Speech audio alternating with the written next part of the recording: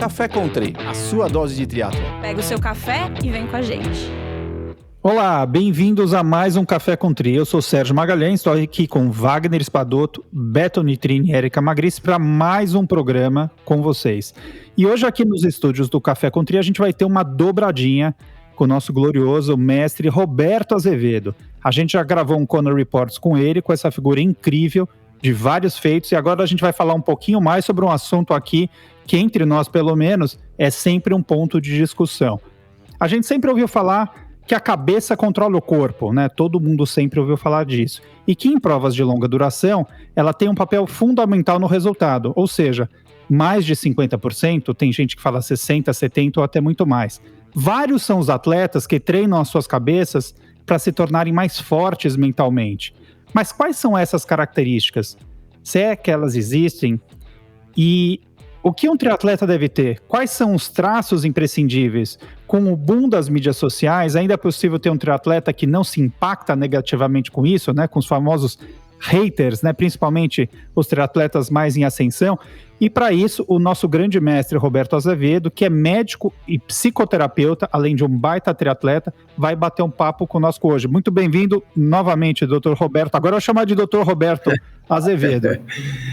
Mais uma vez aqui, um grande prazer estar falando aí. Então, vamos ver o que eu puder aqui passar para vocês. Será um grande prazer, sempre me deixo dizer, muito bom estar aqui com vocês. O doutor Roberto, de cara, você já poderia receitar um Gardenal para o Wagner, já um Lexo, alguma coisa, por favor, para ele entrar mais tranquilo no programa com a gente, por favor. Deixa eu falar, meu êxodo está controladinho, não vem querer me dar mais psicotrópicos, essas coisas que não dá, já tô bem aqui. O máximo que a gente pode fazer é ajudar o Dorival a controlar a ansiedade dele, mas isso aí a gente vai deixar para um outro episódio. E eu já vou começar aqui bombardeando, obrigado mais uma vez. Por aceitar nosso convite. Eu queria saber o seguinte, a psique do triatleta é diferente dos demais atletas? Assim, qual que é a diferença entre um triatleta e um remador, um tenista? Como que é isso? Primeiro, né, no que diz respeito à modalidade, cada um vai fazer lá a modalidade que lhe faz mais sentido, tá certo? Agora, o que existe em comum não é só entre os atletas, mas é entre todos os seres humanos. Tá? Eu, quando começo a pensar, como é que é a cabeça? A pessoa chega lá no consultório e chega, ou está ansioso, ou está aflito, ou está com medo, ou está com culpa, ou está achando que não está bem na vida, não sabe o que faz, não sabe se casa se separa, como é que faz, como é que não faz, né? Aí eu falo para ela, olha, eu sou um médico da consciência. Consciência quer dizer o seguinte, né? A consciência da gente não é como o fígado, como o coração, como o pulmão. O fígado, o coração e o pulmão, eles única e exclusivamente o tempo inteiro, eles estão funcionando a favor da gente, para a gente, a serviço da gente. A cabeça é um órgão diferente. Ela, além de funcionar a serviço da gente, a cabeça do ser humano, você tem seres vivos, a cabeça do ser humano, que é um ser humano, é um dos seres humanos vivos, um ser humano. O que acontece? Né? Ela é um órgão, a consciência é um órgão diferente. Ela faz bem para o homem, para o ser, mas ela também é capaz de fazer mal para o homem. Né? Então, eu estou aqui para ajudar você de fora, poder te ajudar no que diz respeito a como que a tua cabeça, que coisas que a tua cabeça está falando para você, que não estão fazendo bem para você, e você não consegue perceber, e você tenta resolver a questão ali em alguma outra área e não está dando certo, e você está perdido no processo. Então, né, o que todos os atletas têm em comum é que chega uma hora de que a forma como que a cabeça está trabalhando, ele vai ter que lidar com isso. Quanto mais ele quiser melhorar, ou como você explicou, o cara começa a ter um monte de sucesso, começam os haters, por exemplo. Aí ele tem que saber lidar com a cabeça dele, né? Porque o problema não é um hater só. O problema é que significado que a cabeça dele está dando para o que o hater está falando dele. Então, por exemplo, um cara que ele mesmo não tem muita certeza ainda de quem ele é, tem muita dúvida ainda, se questiona muito, todo cara muito produtivo sempre está achando que não está fazendo o suficiente, né? Então, o que acontece?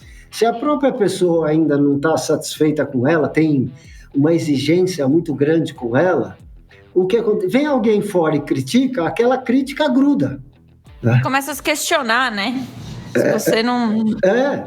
Começa a acreditar até, né? Estimula o lado esquerdo do cérebro, se quiser falar assim, ou estimula Satanás dentro da gente, ou estimula o diabinho, seja como você quiser explicar, as religiões... Aquela conversa negativa, né? Isso. A gente sabe hoje em dia, falando cientificamente, que tem todas as estruturas do cérebro responsáveis por perigo, cuidado, atenção, medo, desgraça, catástrofe, sou pequeno, as adversidades sangrantes, está tudo perdido. A gente sabe que tem estruturas neurológicas responsáveis por isso, que é o lado negativo do cérebro, e falando assim grosseiramente, e há outro lado que é literalmente outra estrutura neurológica responsável por calma, você vai saber fazer, a vida está a seu favor, simplesmente vai, realize, né? Vai dar certo, alguma solução virá, não é o fim do mundo, né? E vamos viver essa regra da vida de vamos em busca, acredite, é a fé, é o acreditar, né? Então a gente sabe que até hoje em dia, cada vez mais a medicina desenvolve, que até você localiza essas estruturas.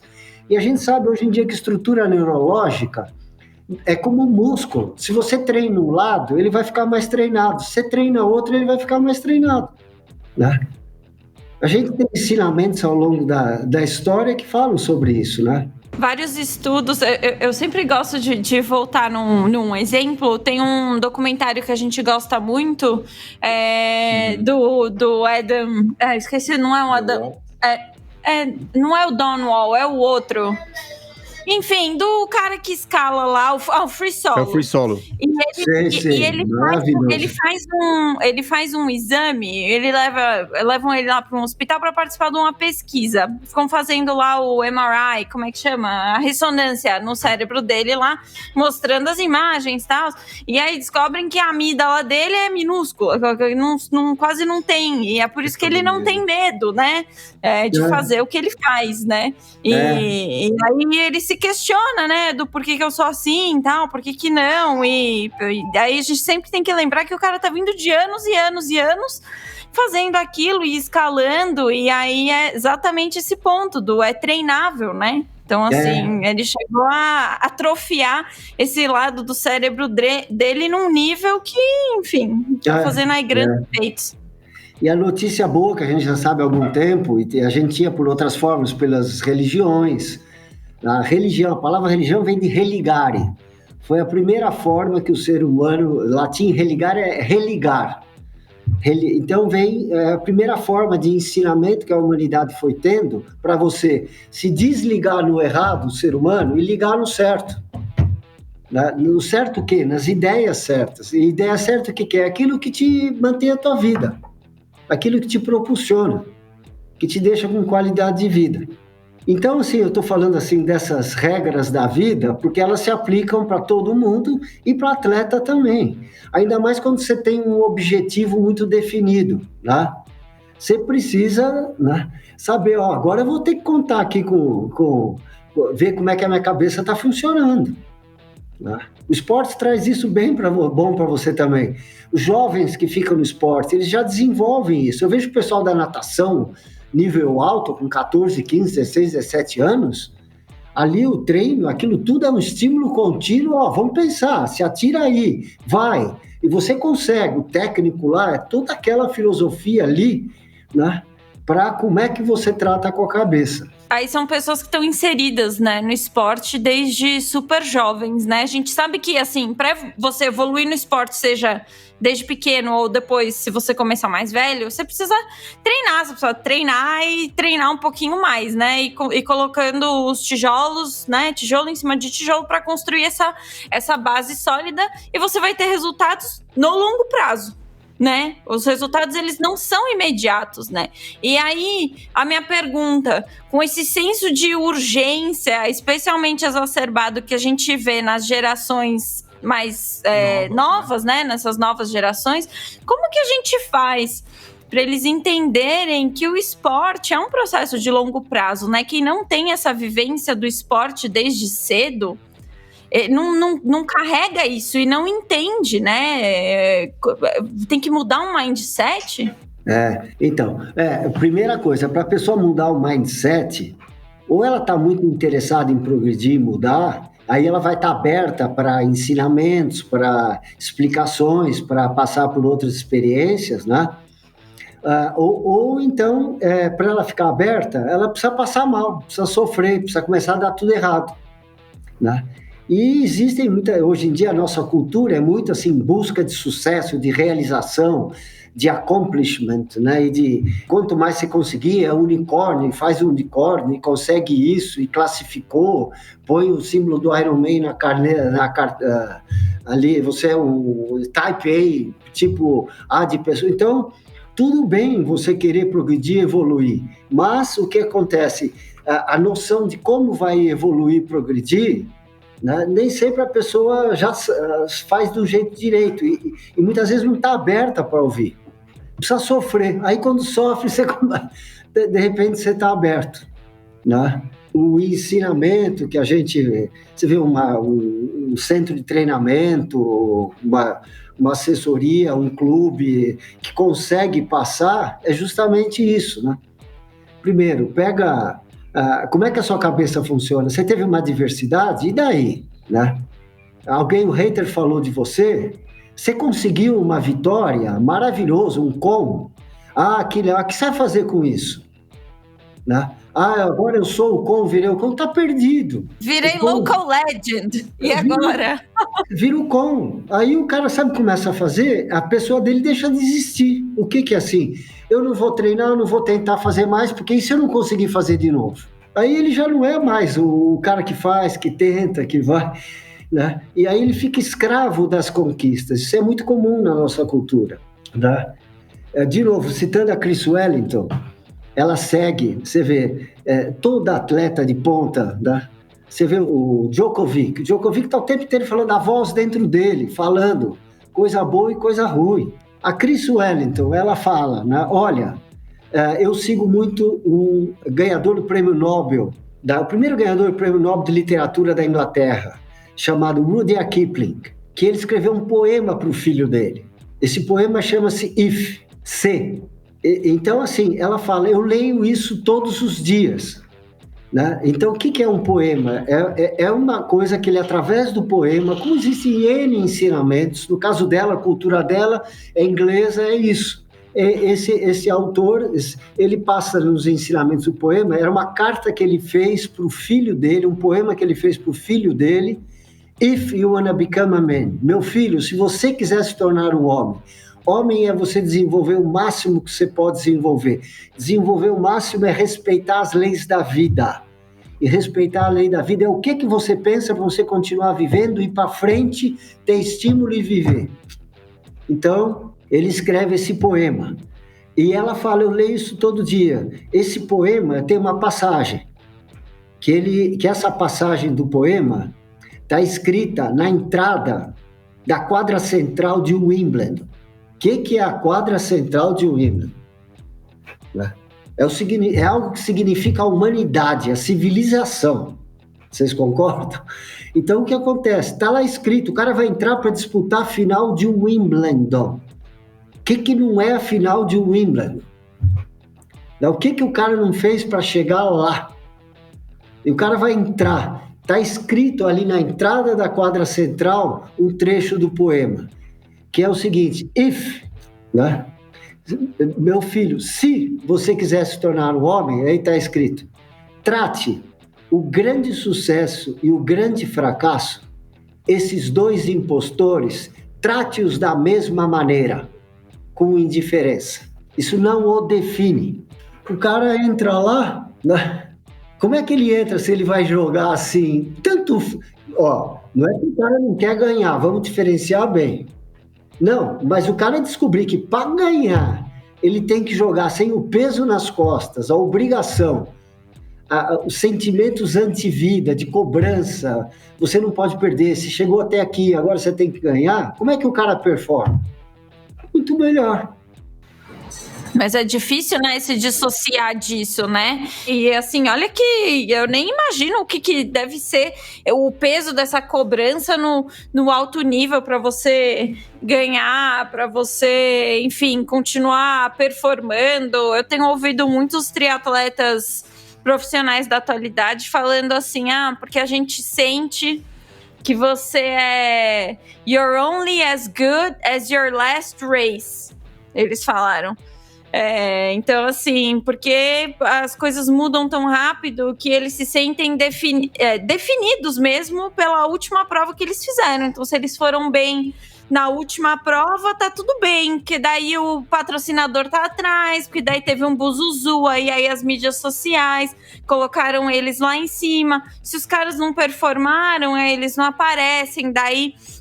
Enfim, isso eu tô falando, ouvindo, né, o que eles dizem. Então, assim, é um peso realmente para todo mundo, né?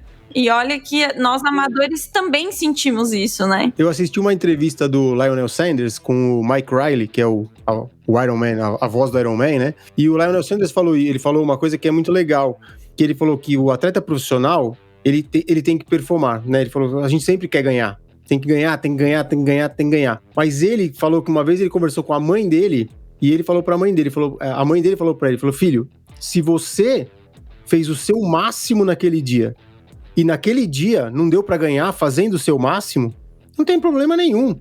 Fique satisfeito com ter feito o seu máximo. Alguém foi melhor que você e mereceu ganhar. E não é o fim do mundo. Né? Você não pode não, então eu tenho que mudar tudo porque deu tudo errado. Não deu tudo errado. Não é isso que, né? Não é porque você foi o segundo ou o terceiro ou porque deu tudo errado. Deu tudo certo, mas deu melhor pra alguém, né? Então tenha consciência de que você fez o que você podia. Se você fez o que você podia, não tem por que se envergonhar ou se cobrar além do necessário, né? Então acho que isso foi uma coisa legal. É que é o negócio da comparação, né, Beto? É o negócio da comparação, que a gente sempre fala aqui. Parece que a nossa cultura é de se comparar com o outro. Você fica olhando o que o outro tá fazendo, e daí você compara com o que você faz, e daí aquele negócio. Existe a máxima: não compare o seu capítulo 1 com o capítulo 10 da outra pessoa. Porém, na hora que você tá lá, scrolling, né, through your Instagram, você não tá pensando, esse cara aqui tá no capítulo 20 e eu tô no capítulo 1 desse... As comparações são muito imediatas hoje, né? Você tem uma comparação diária, né? Isso é muito difícil de você lidar com isso muitas vezes, né? Antigamente, cara, você ia se comparar com seus amigos no Troféu Brasil, uma vez por mês... né, nos poucos Ironmans, nos poucos... Agora não, agora todo dia você tá se comparando, né? Porque você tá todo dia vendo o que alguém fez, né? Isso é muito... Talvez para algumas pessoas seja muito difícil desvencilhar disso, né? Você tá se comparando todos os dias, não só com seus amigos, exato, que treinam com você. Você tá se comparando com pessoas que estão, tipo, de um círculo totalmente diferente do seu, cidades diferentes da sua... Às vezes não moram nem no Brasil, estão morando fora, e você está se comparando com essa pessoa.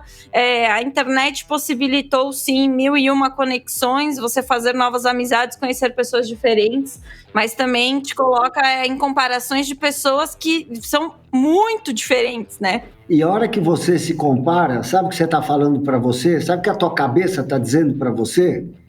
Você não pode ser o que você é. Você tem que ser alguma outra coisa, o que quer que seja. E o que você é não vale nada. É isso que você está falando para você. Como é que uma pessoa vive assim? Mal, com ansiedade, vive angustiada. Depois acha que a saída o que é?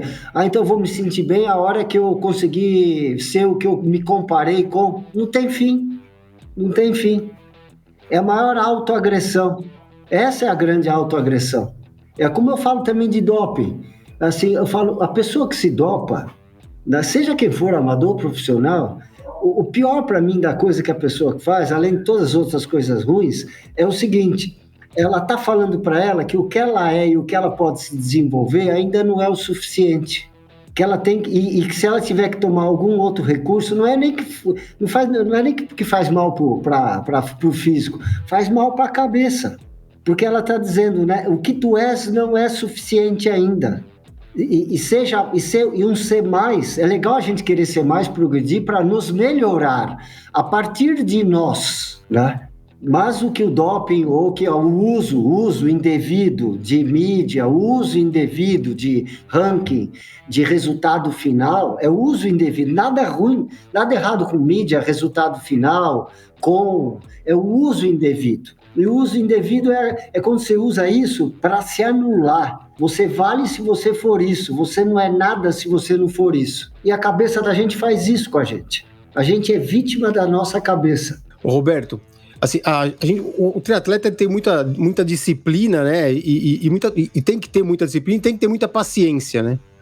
Você acha que essas características, elas são treináveis? Ou elas são características já que a pessoa já tem, já são inatas da pessoa? Você tem pessoas que já têm isso inato num alto nível, e depois assim, se isso passar a ser interessante para você, a paciência, a perseverança, você pode desenvolver, sim. A primeira coisa para você desenvolver a paciência, a perseverança, é você entender por que você vai desenvolver isso, né? Então, os gregos já estudavam isso. Paciência é a arte de esperar sem desesperar. Já falavam lá atrás, né?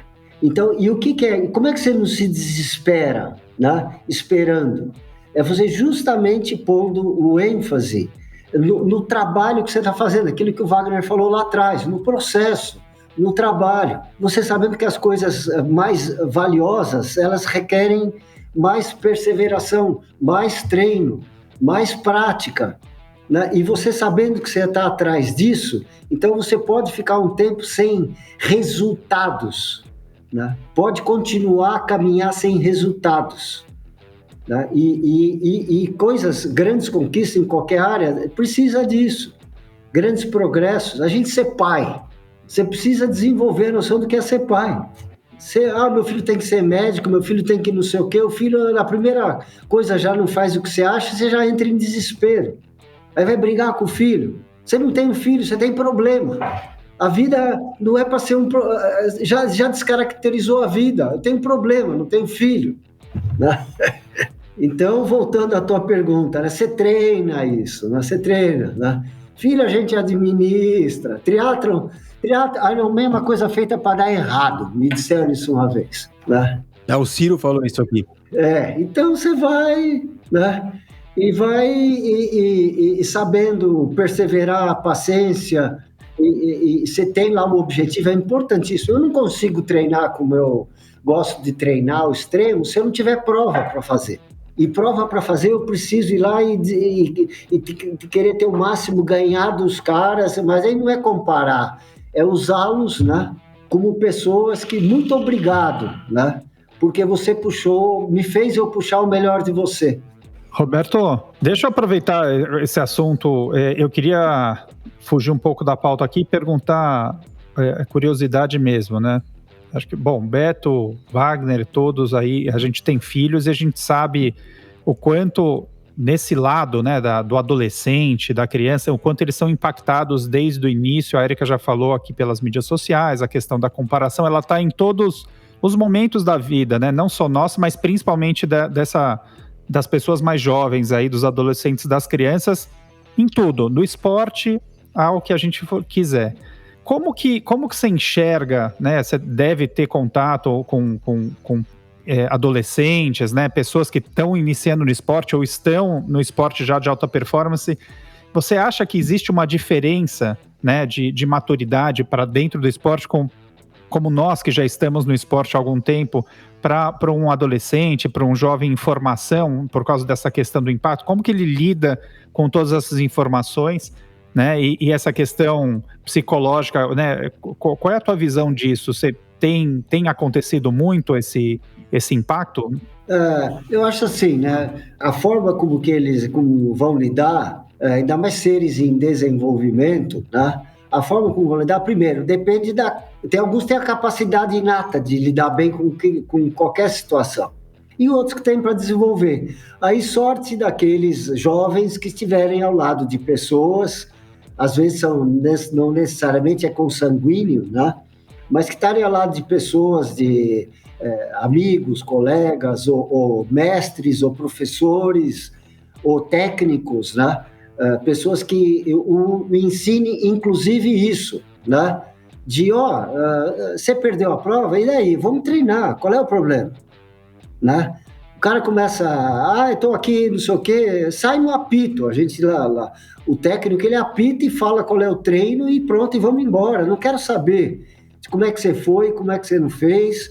Então isso ajuda o jovem a ele não dar tanta importância para resultado, que lugar que ele está, o quanto que ele está sendo aclamado, o quanto que ele está na crista da onda. Então vai ser muito assim, o ambiente que ele tiver e a vida vai ensinando, né? Com foco no treino, né? Porque assim, eu lembro que na época quando a gente era adolescente, a gente não tinha acesso a tudo que hoje a gente tem acesso, os nossos filhos têm. Então, a gente tá com um canal aberto, né, para tudo. E, inclusive, quando era adolescente, competia, né, em alta performance de outros esportes que eu competi, a gente não tinha acesso. Então, a comunicação dessa forma, não tinha acesso aos grandes eventos. Se um amigo nosso ia numa festa, eu ficava sabendo, né, a gente ficava sabendo no dia seguinte ou na semana seguinte. Hoje a gente tá lá... o jovem ele está se preparando para dormir para uma prova, para treinar, ele está vendo o amigo dele, né, saindo, né, indo para uma festa, para uma coisa, rolando uma coisa, e isso deve ter um impacto muito grande psicológico na cabeça dessa juventude, né? Então, assim, porque isso ainda não está, como você mesmo falou, muito bem formado na cabeça deles, e no outro programa você falou muito bem, né, das suas escolhas, né, e de o que para você é hoje, socialmente, o que você... preza, né? Então, assim, que com a maturidade do tempo, né, que você tem, né, como mestre aí, talvez um adolescente não tenha ainda. Então, essa era a minha dúvida nesse sentido. Existe alguma característica principal nos triatletas amadores em termos de mindfulness ou mental que caracterizam esse cara? Olha, esse cara tem um grande potencial, esse cara vai performar caso ele tenha uma condição cardiovascular interessante. Existe isso? Algum estudo que mostra isso? Ou qual seria uma característica fundamental nesses caras? A gente vê que tem pessoas que já nascem com uma capacidade assim gigantesca de seguir as leis da vida, e de que então se eles vão, por exemplo, jogar basquete como o Michael Jordan. O Michael Jordan é um exemplo disso. A pessoa nasceu com uma capacidade ímpar de respeito às leis da vida. Então, você vê a trajetória toda dele, você vê aquele documentário dele, é fantástico, não só pela apresentação de como é que ele é, né? E ele tem esse dom de noção do que são as regras da vida, que é o perseverar, que é o ir atrás, não se abala com nada, né? Muito contrário ao Scott Pippen, que é o colega dele lá do Chicago Bulls, que é o inverso dele, né? É uma pessoa que vai contra as leis da vida, e a vida dele sai toda muito aquém do que poderia ser, e a do Michael Jordan é muito além do que alguém imaginou que poderia ser, e a do Scott Pippen é muito aquém do que poderia ser. Porque o jeito de funcionar da cabeça dos dois é completamente diferente. E o que você chama de leis da vida? É o perseverar, é isso? Quais são as leis da vida? Você pega as plantas e os seres vivos. O que são os seres vivos? É planta, animal, né? E dentro dos animais tem o homem, que é um animal racional, tá certo? Tô falando aqui muito grosseiramente para tentar passar o que é lei de vida, tá certo? Sim, Aí sim. você vê o seguinte, o que é vida? Vida é um processo de autogeração e automanutenção de ação. O que quer dizer isso? Tem um passarinho parado no chão. Como é que você vê se ele está morto ou não? Você cutuca ele com o pé. Se ele tiver vida dentro dele, você vai sentir todo o estado ali de tensão, vinda da tensão que ele gera mesmo ali dele e da vida dele. Se ele não tem vida, ele está que nem um pau. Pau não tem vida, pedra não tem vida. Então, e outra? E essa vida que todo ser vivo tem, ela tem um único objetivo, é a manutenção da própria vida da pessoa. Né? Então, você vê isso na planta. A planta, ela se move para onde? Para o solo. E a raiz dela vai para o solo, vai para cima da rocha? Não, vai para o solo que a nutre. É regra de vida, né?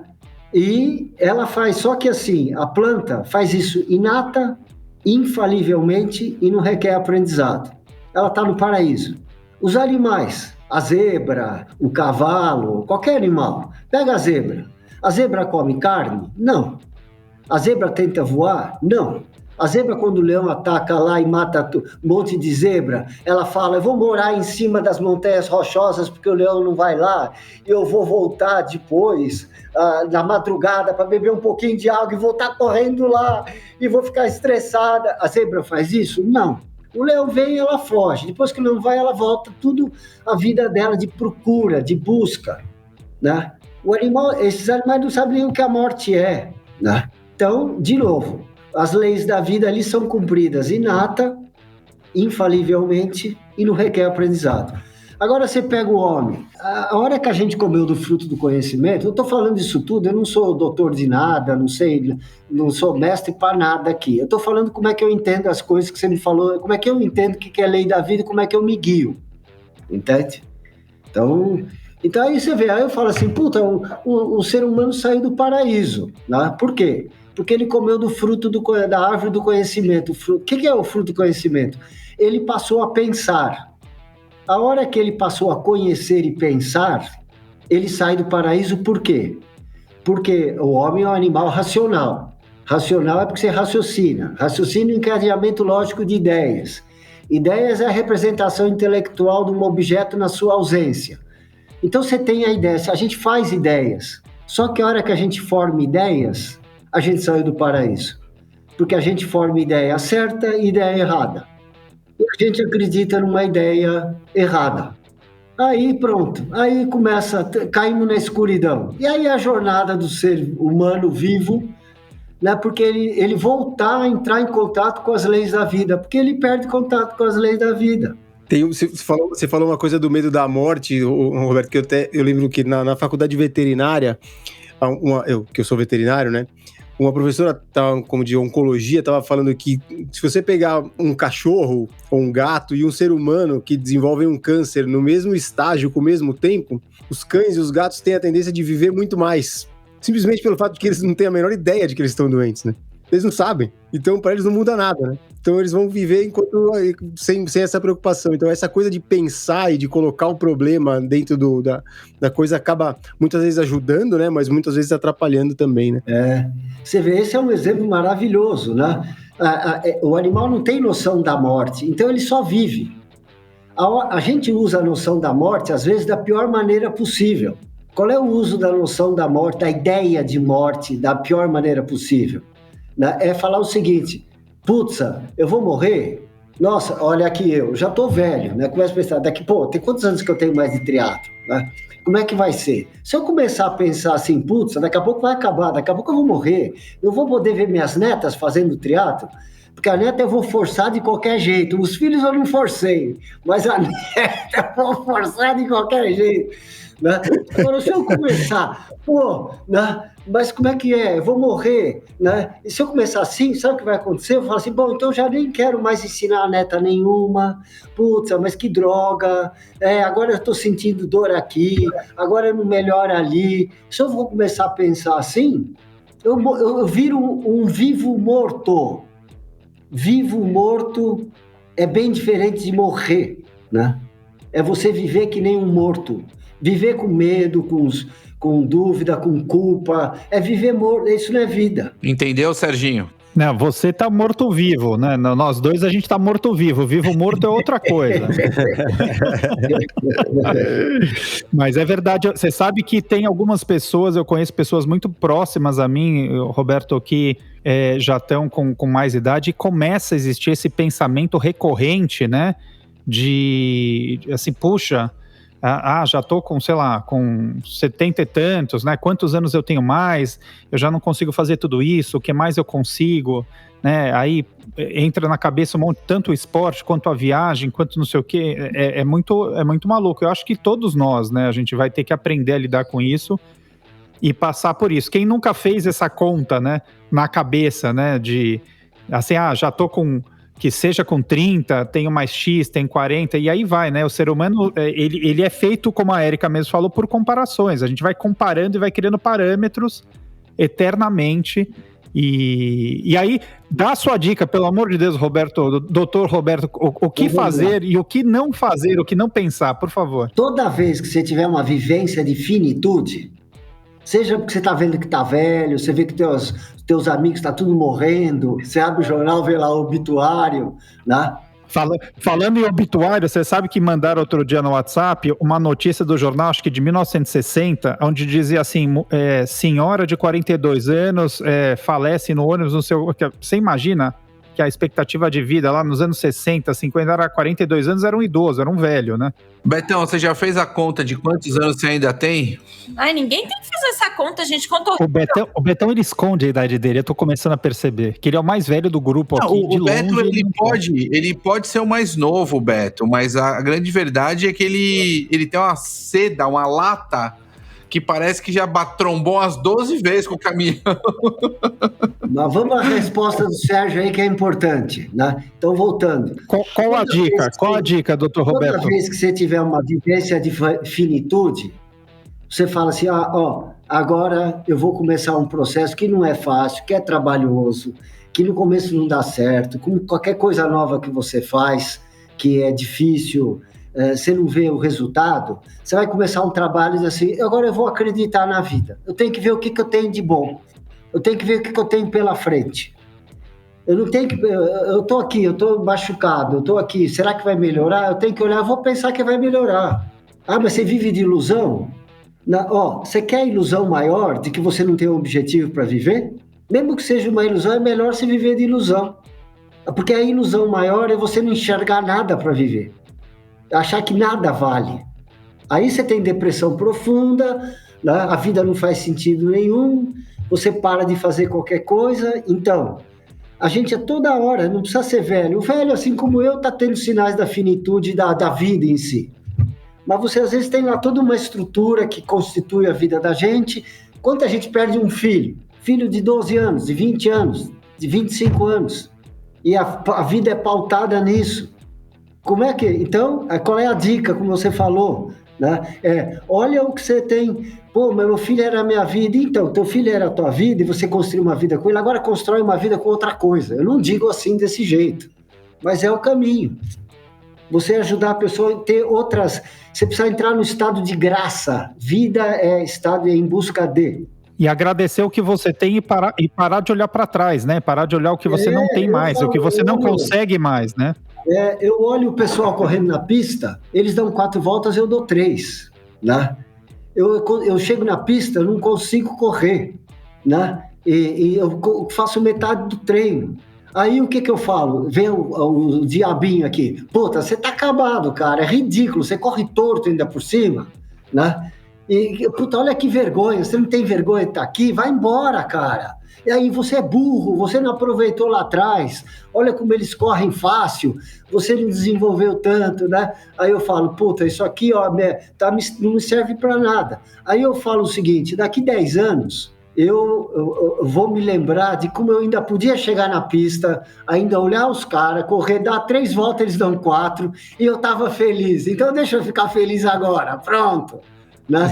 E deixa eu ficar aqui, eu vou vir toda noite aqui e vou acreditar que ainda vou melhorar e vou acreditar que o ano que vem eu vou estourar. Você acha, voltando um pouco para esse, né, você falou da pista, voltando um pouco para esse tema do Ironman, do triatlon, né? O lema do Ironman é o tudo é possível, né? Você acha que ele reflete de fato a essência do triatlon e a essência do triatleta? Você acha que, assim, da sua vivência, da sua percepção, isso muda quando a gente compara o triatlon brasileiro e o triatlon lá fora, né? O triatleta brasileiro e o triatleta de fora? Eu tenho as minhas percepções, mas eu queria ouvir as suas. Assim, do que esse lema tudo é possível? Você acha que ele reflete a essência do triatlon para nós brasileiros, né? O triatlon aqui e o triatlon lá fora. Assim, primeiro, de novo, o importante é como que você usa essa frase tudo é possível, entende? Então, assim, se você usar de um jeito, olha, é possível até eu conseguir me convencer que eu não preciso fazer coisas que até então era impossível para mim, e que eu tentei e não consegui. né? É um uso da palavra tudo é possível, né? Agora, você falar tudo é possível e falar, então eu vou fazer, eu vou ter todo o resultado do mundo, eu só vou acabar minha jornada a hora que eu conseguir tudo, aí você não entende, é um uso ruim do negócio. Porque, de novo, você deixa de ser você e você se transforma numa suposta meta. A meta está a serviço da gente, não a gente a serviço da meta. Então, o uso da palavra tudo é possível, que tem que ser bem escolhido e bem administrado, né? E, por exemplo, não dá para você comparar, que de novo, volto a comparar, falar aqui no Brasil, então, dá para a gente, como profissional, ser profissional como lá fora, né? Nem o triatleta profissional de elite lá pode se comparar, eu sou o melhor do mundo, o Ian Frodeno. Eu vou me comparar ao melhor do mundo no golfe? Não pode, é outra coisa. Eu vou ganhar tanto quanto ganha o cara do golfe, o cara do tênis, não vai nunca. Esportes totalmente diferentes, né? E aí você acaba criando barreiras, né? E aí volta a lei da vida, né? Você com medo, com dúvida, se autocriticando, se condenando, né? Ser nenhum se movimenta assim. Aí você começa a arranjar desculpa, a primeira desculpa você já quanta gente eu vejo, eu já tô velho, eu não vou fazer. Até todo mundo para, né? Aí os caras começam a andar, né? Aí eu olho o cara andando, eu olho criança correndo, eu falo, deixa eu ver como é que a criança corre. A biomecânica da criança é perfeita. Em termos, todos os músculos mexe aquilo tudo, de uma forma harmônica, lá do jeito dele e tal. Aí eu vejo o idoso andando, é tudo travado aqui nas costas, né? Tudo preso. Você usa dos seus 665 músculos, você está usando 12, 15, né? Quando você, né? Aí eu começo a falar para mim, mexe aqui a cintura e faz isso aqui e ganha elasticidade, né? Eu podia olhar e falar, puta, você tá igual aos outros caras, acabou, agora tudo bem, vai fazer meio, vai fazer olímpico, have fun, né? Tudo bem, quem faz isso se sente bem, tá bem, mas eu tenho que falar o contrário contra o meu diabo aqui, né? Então, voltando ali ao conselho que o Sérgio falou, né? Vamos, mesmo que alguém fale, vocês vivem de ilusão, Roberto, você tá com um planejamento aí, isso é ilusão. Eu falo, ainda bem que eu tenho uma ilusão, porque eu fico com planejamento, como é que vai ser o meu ano que vem, né? E se não for, ótimo, pelo menos eu me movimentei até lá, depois lá eu vejo. Exato. É isso aí, a gente tem que ter objetivo, né? Tem que ter... Tem uma coisa que o meu avô, meu pai sempre falaram a vida inteira, que as pessoas, né, elas têm que ter objetivos, a família, trabalho, né, e a história, o esporte, né, e tem que ter um hobby também, né, e se o hobby for esporte, melhor ainda, mas quem não tem um hobby, procure o hobby. E se o hobby for fazer esporte, que ótimo que seja, né? Porque aí vem esses objetivos, né, doutor Roberto? Você vê, existem todos esses fatores que você falou do seu avô fala, todos eles são harmônicos entre si, eles concorrem para o mesmo objetivo, e que o objetivo é a vida tem que ter sentido. Para o animal, você não precisa falar isso nem para a planta. Para a gente precisa. E a gente precisa ir aperfeiçoando isso. O hobby significa...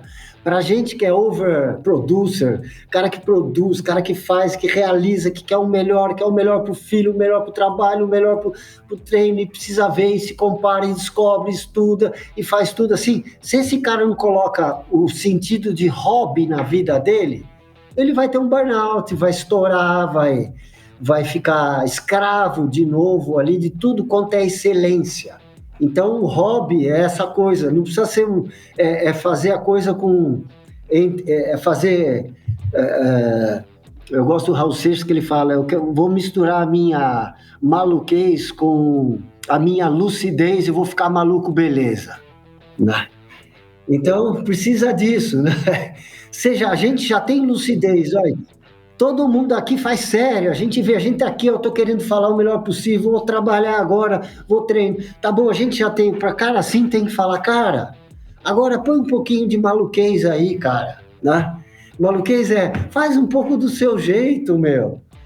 Mas se fosse todo mundo falar isso, vai todo mundo ficar aí abraçando árvore e tudo bem? Ninguém trabalha? Não. Não, cara, eu tô falando para gente que já produz, que já faz, que já realiza, né? Ô, Roberto, e a loucura que é hoje essa juventude, a gente acompanha aí de novo, vou entrar no assunto de adolescentes, o que tem de criança, o que tem de adolescente, e nada contra, né, a categoria, né, em psicólogo, psiquiatra, tomando medicamentos. Na nossa época era assim ou não era assim? Eu não lembro. Betão, você ia em psicóloga, tomava remédio? Porque eu vejo uma juventude aí, filhos de amigos, sei o que, é uma loucura, assim, o que tem acontecido. Eu fui ao psicólogo quando era pequeno, né? Fui algumas vezes ainda adulto. Eu acho que é uma coisa importante. Eu tenho um filho que frequenta toda semana, né? Para ajudar ele nas questões que ele tem. Mas não tem, assim, um medicamento, assim, nunca tomei.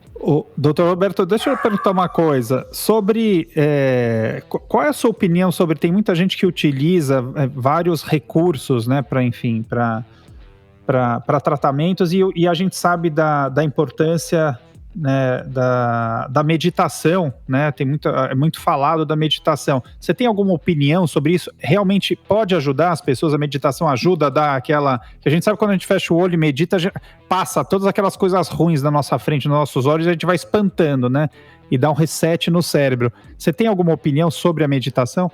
Eu acredito muito em meditação, em respiração, em você ficar estudando as coisas, de ficar ouvindo ensinamentos sobre a vida, né? Por exemplo, a meditação. Se você está num estado que a sua cabeça só pensa coisa negativa, e esse pensamento, eu falo para a pessoa, esse pensamento tomou conta de você. A tua cabeça fala para você e você já acredita nela. Olha o pensamento de fora, né? Critica o pensamento. Você está passando mal, não fica só na história que está sendo contada. Pega o teu pensamento e vê o que ele está te contando, desconfia dele. Então, quando você faz isso, né, você fica observador do seu pensamento, você pode criticar aquilo que você está fazendo.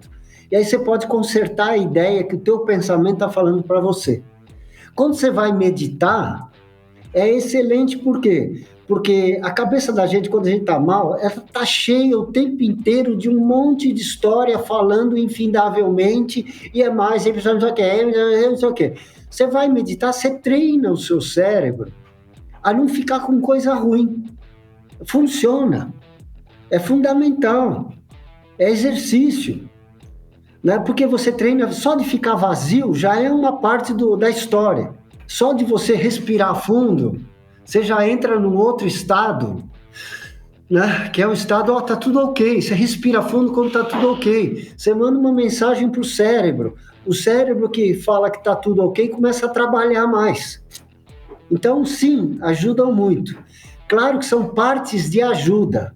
A maior ajuda e a mais difícil é, junto com essas aí, você conseguir observar de fora os pensamentos malucos que nos dominam. A agressão interna, os haters dentro da gente. Esse é o maior trabalho. É difícil. Aí, algumas pessoas nos ajudam e outras nos atrapalham. E é um processo que exige paciência. Tanto para você começar a fazer meditação, quanto para você começar a perceber essas falas internas negativas, ou enfim, esses seus haters internos aí. É um processo que exige bastante paciência. Eu sei um pouco sobre isso, de experiência própria mesmo. Mas eu particularmente, eu adoro a meditação. Só que, engraçado, eu sinto que é tipo fase da vida, assim, agora eu não tô conseguindo, eu não consigo tirar tempo pra fazer isso, né? Mas também com o bebê pequeno, daqui a pouco a gente volta.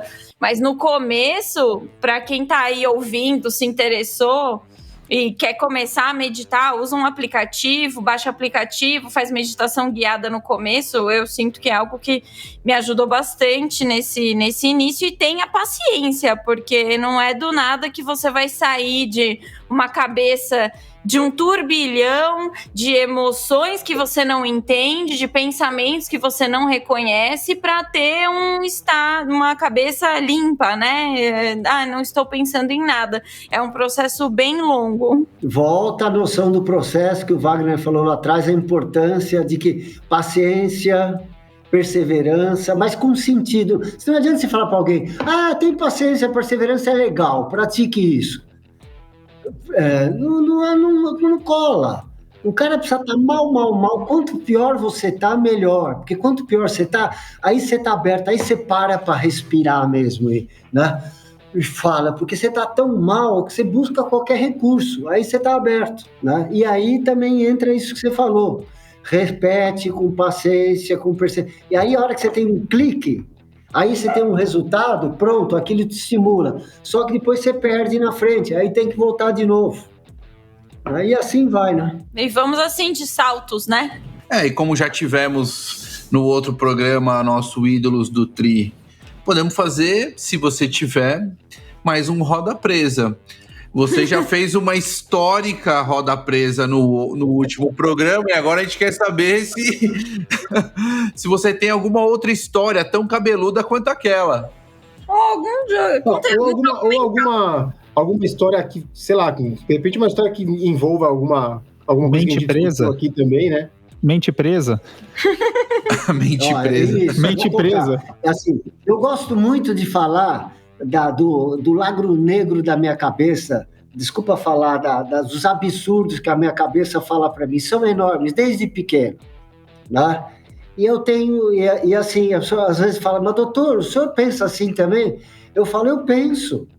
Eu também tenho essas coisas. Agora, é o seguinte, eu estou treinando e eu também tenho o meu lado que eu quero viver muito, isso eu tenho muito forte, eu quero vivacidade, eu quero ver, então isso me ajuda, e eu fico treinando ad eterno, e até hoje a minha cabeça fala merda para mim. Então, vou pegar um exemplo. Lá em 2017, acabei a prova, estava feliz da vida porque eu acabei a prova. O Arthur Ferraz chegou para mim, mestre, você foi segundo. Eu falei, Arthur, para de brincadeira, nessa hora, cara, eu tô cansado pra caramba, para com isso. Por quê? Porque eu nunca me via como alguém capaz de ganhar alguma coisa.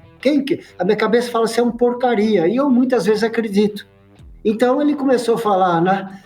Que você... Eu falei, para com isso, Arthur, isso aqui não é brincadeira, é uma hora dessa, tô cansado. Não, mas você ganhou. Ele deve ter falado sério, né? Porque se eu ouvir uma coisa dessa, você fala, por que estão brincando comigo? É absurdo, puta absurdo. Aí eu fiquei aquilo, aí ele mostrou lá um aplicativo lá que vem, né, tal, não sei o quê. Aí eu acreditei, aí eu fiquei assim. Primeiro eu não consegui comemorar tanto, entrar tanto na história de ser vice-campeão em Kona, que para mim né? Aí foi, daí indo. Aí a festa, os amigos, aquela coisa toda, aí vou ficando, a minha esposa vem, aquilo tudo, aquela não sei o quê, e contente, falo com os amigos, daí vou dormir à noite. A cabeça começa. Escuta, você passou por alguma controlador de passagem lá do chip, né? Você passa, aqui tem aqueles carpete que controla a passagem lá em vários pontos da corrida. Você deve ter passado por algum e que você não passou por cima dele e não gravou a sua passagem. Então, seu burro, seu incompetente, seu incapaz, amanhã você vai chegar lá e você vai ver que você foi desclassificado. Porque aqui no aplicativo está lá resultados provisórios. Sujeito à confirmação. Você está vendo? Né? Claro que você fez alguma burrada porque você é um burro, um incapaz. Você não existe isso, você tem um resultado bom. Isso é a minha cabeça falando. Essa é a síndrome do impostor? Pode chamar síndrome do impostor, eu não sou isso. Isso vem muito comigo o tempo inteiro. Então o mico da casa, você vê a cabeça dizendo isso para mim, eu indo dormindo infeliz. E mais, e os teus amigos vão saber disso, e aí é claro, né, todo mundo vai falar, é ladrão, rouba, ele corta caminho. Então você vai perder todas as suas amizades, você não vai ter mais ambiente para ficar no triatlo, e aí é melhor você ir fazer alguma outra, tua vida acabou. Olha a loucurada onde vai. Você também foi longe. Porque nessas horas você não controla. Eu tô contando para você o mico, onde vai, né? Você vê que cabeça é essa. Aí, claro que eu começo com, deixa eu lutar, então não é assim, blá, blá, blá, blá, blá, perco 2 horas de sono, né? Eu sofro ali 2 horas, né? E na verdade só vou ficar tranquilo a hora que chamo o meu nome para subir no pódio, né? Mas, enfim, né? Com certeza. Sensacional. te mandar uma mensagem depois contando a minha cabeça onde ela vai. Mas é uma consulta para outro programa. Melhor deixar para depois. Consulta para outro programa. Pessoal, não sei de vocês. Eu gostei muito da nossa conversa aqui. Eu adoraria que a gente ficasse conversando mais, mas temos que, né, deixar o programa sempre aí dentro dos conformes, senão eu tomo um corte do diretor. Então, Roberto, queria agradecer imensamente sua participação, por compartilhar essas coisas conosco, com quem está aqui ouvindo. Eu tenho certeza que não é só nós 4 aqui que temos esses pensamentos, essas dúvidas, e que todo mundo se beneficia de absolutamente tudo que você falou aqui. Então, obrigada imensamente de novo. E obrigada aos nossos ouvintes aí. Lembrem de dar aquele like e aquele follow nas plataformas lá de streaming, galera. Muito obrigada. E quais são as nossas plataformas de streaming em podcast, Érica? Spotify, Apple Podcasts, Google Podcasts, and Deezer. Olha, tem voz que essa mulher faz que eu nem acredito que sai dela, mas enfim. Vamos com tudo. Doutor Roberto, muitíssimo obrigado e vamos para a próxima. Valeu, pessoal. Até mais. Valeu. Café Country, a sua dose de triatlo. Pega o seu café e vem com a gente.